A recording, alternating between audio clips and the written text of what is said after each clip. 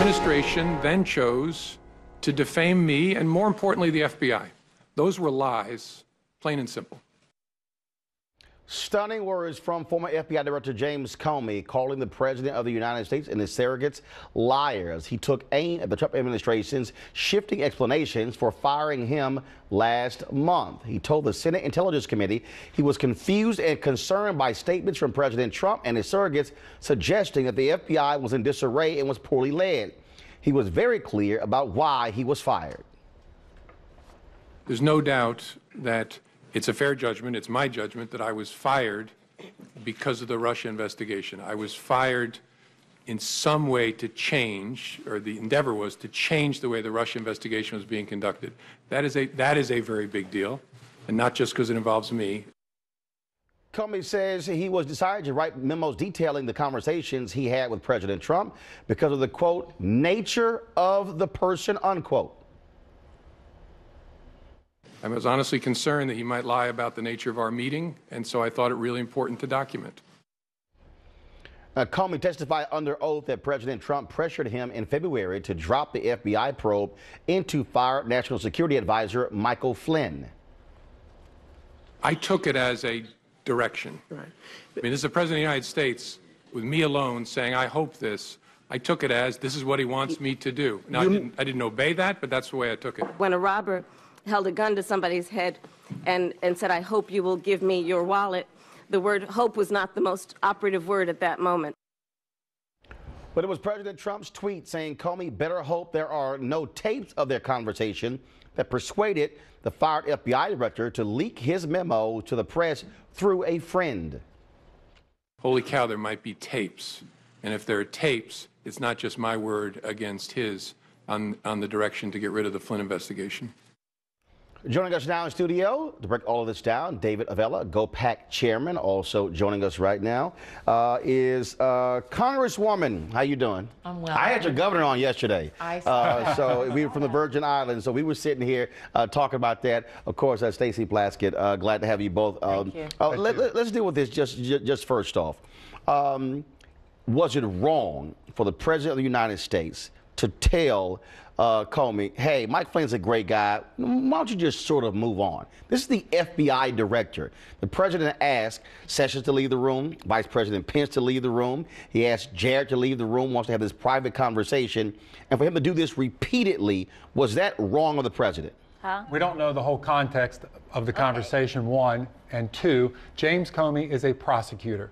Prosecutors don't write memos about crimes. And if a crime was committed, James Comey should have prosecuted it. He didn't. He chose to go write a memo about it and stuff it in his desk until the appropriate time that he believed was the appropriate time. This is actions of our first FBI director, J. Edgar Hoover, who used to collect information on politicians and on elected officials, let them know he had the information, and have them worry about was he going to do something to hurt them to protect his own self-interest.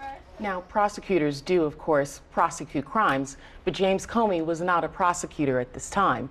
James Comey was, in fact, acting as the FBI director, which, in fact, is a law enforcement officer. And law enforcement officers do write memorandums after actions, and attorneys all the time write memorandums after meeting with individuals or individuals who may have information that are related to an investigation. And in doing so, he didn't stuff it in his desk. We heard testimony that he spoke quite at length with his others in leadership at the FBI as to what he should do about this. He made it an unclassified document so that the other FBI individuals could use it. However, he did insulate it because he did not want those that were working on the case to be tainted by the conversation. And that's the position. I think what he did was absolutely appropriate. It will be for this investigation as well as for Congress in the Select Committee on Intelligence, both in the Senate and the House, to determine if, in fact, the president acted inappropriately. I think, looking at the totality of the circumstances, with him calling him in, his repeated questioning of him, his dangling his job, which he had previously said he had, and all of a sudden now it becomes a question whether or not he's going to continue the job, leads one to believe that he was in fact trying to infect this investigation. So the president, of course, did not spend time yesterday tweeting. Shocking. He almost went his longest without sending a tweet since he announced running. But of course, he couldn't help himself. He missed it. He missed his own record by 3 minutes. We have the tweet, folks, that he sent this morning, shortly after 6 a.m. Do you have it? All right. So, despite so many false statements and lies, total and complete vindication. And wow, Comey is a leaker. Complete vindication. What the hell hearing was he looking at yesterday? That was not complete vindication. Well, I think what we're hearing from Republican leadership, they believe the vindication is Comey saying that the president was not under investigation. Comey was very frank in saying that when he had the discussion with the president the first time after the election, which was because he was not trying to be like J. Edgar Hoover, and telling him that he had had a dossier that said that there was personal improprieties of the president, that he wanted him to be aware of that, because he did not want to have that held over him. The fact that he said he was not a part of the investigation. But I think what's interesting that the GOP is now putting out is that he said that he did not want to leak that to the public because he didn't want to have to go back and change it. He didn't want to have to correct himself if, in fact, the president did become later on in the investigation embroiled in it. Here's the thing that jumps out at me, David, when you look at Comey's testimony. Here's an FBI director who's talking about again, how he was having these private conversations. He goes to his boss, the deputy AG, and says, look, and the AG, I'm uncomfortable having these conversations. Nothing actually happens there. And again, the president keeps insisting Mike Flynn is a good guy. We now know that Mike Flynn was having these conversations with the Russians, that he was a foreign lobbying agent for Turkey. We know he did not get permission. What is it about this guy, Mike Flynn, that the president keeps trying to cover for and wants everybody to stop investigating? It's hard to keep up with whether everything James Comey says is credible or not. We had some Democrats were against James Comey just a few months ago and thought he was a liar and he should be fired. Now everything he says is gold. And ultimately that conversation was between two people. But here's the deal, the president and James Comey, and those are the only two people that were in the room that know what that conversation was. But the president does not, though, want to address it. He doesn't take any questions. He would not speak to it. In fact, all of a sudden, the White House wants nothing to do with it. They're pushing everything on outside counsel. Not only that, yesterday, even on Fox News, the president's favorite news network, Kellyanne Conway refused to even answer the question as to whether or not there's a taping system, tapes exist. Now, why would the president send a tweet out saying, hey, he better hope there are no tapes out there, and then they refuse to even say yes or no if there's a taping system? What's the problem answering yes or no? Certainly the president knows how to get attention, and in due time, maybe they will let us know whether there's a taping system in the White House. But here's the point, though. So the president tweets that lies, total vindication, and if there are tapes, put them out. If Comey yesterday lied, if he made this up, or if he had an alternate reality, or Kellyanne Conway's alternate facts, if a tape exists, all they have to do is say, here's a tape of the conversation which proves what Comey just said under oath is a lie. Why won't they do it? Mueller is still doing his investigation, and you have to assume that White House counsel is suggesting to employees that they not give out information until they've done their testimonies or whatever. I'm not an expert on investigations. But if the president tweets so many false statements and lies, total and complete vindication, prove it. As opposed to your tweet, which we're also told by the White House, don't pay attention to his tweets because they're not official. And now the transition is not, did the president was he being investigated? We now know he wasn't. So now the talking points of the Democrats we now know. Oh, wait, there must be something else that was here. And you know the other interesting thing, Roland? This whole thing was about a Russian investigation.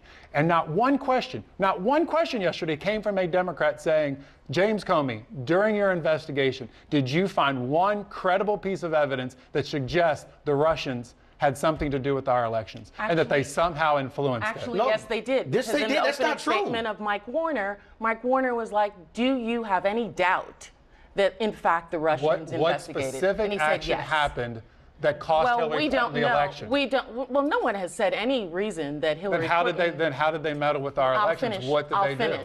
What he said was that the Russians meddled in the election. No one in that hearing said, and I have never posited that that was the reason that she lost the election. We know that they meddled in the election. We know that they continue to meddle in elections. We know that they continue to go after our systems.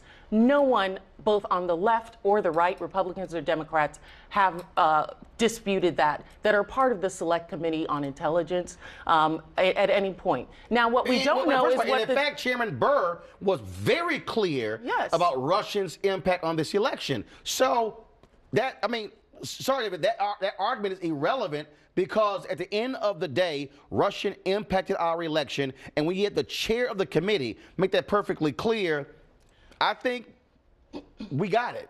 But to the point that this has also been something that even Nikita Khrushchev used to brag about how he helped influence the election of 1960. So if this is Russian meddling, the Russians have been claiming that they have been meddling in our elections for decades.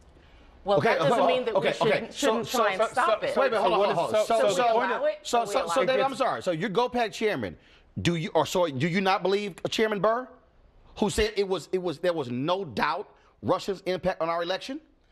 We have no credible evidence yet of what did they do to impact the election to determine the results. No. The chairman of the Senate Intelligence Committee, a man who cannot reveal intelligence information and sources, the chairman, a Republican from North Carolina, made clear yesterday that Russians clearly impacted and meddled in this election. So are you doubting the Republican chairman of the Senate Intelligence Committee? The information that we publicly have right now leads us to have no evidence that somehow Hillary Clinton lost because Russia somehow got involved in the election.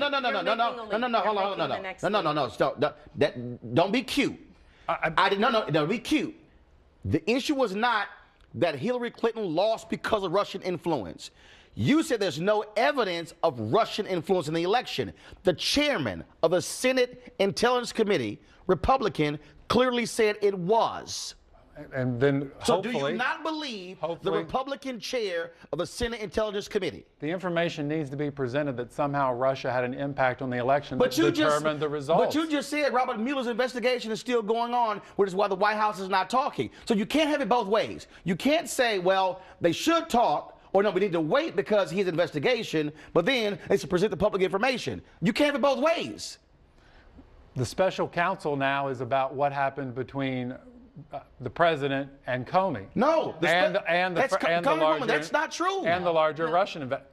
And the larger Russian investigation. And the larger Russian investigation. Mueller has a very broad scope in his investigation and is allowed to investigate the entirety of what happened. What's often the case in history has shown is that for presidents or individuals, it's not the first crime that becomes their problem. It's the obstruction and the attempts to hide the crime that's the thing that ultimately gets them caught or gets them in trouble.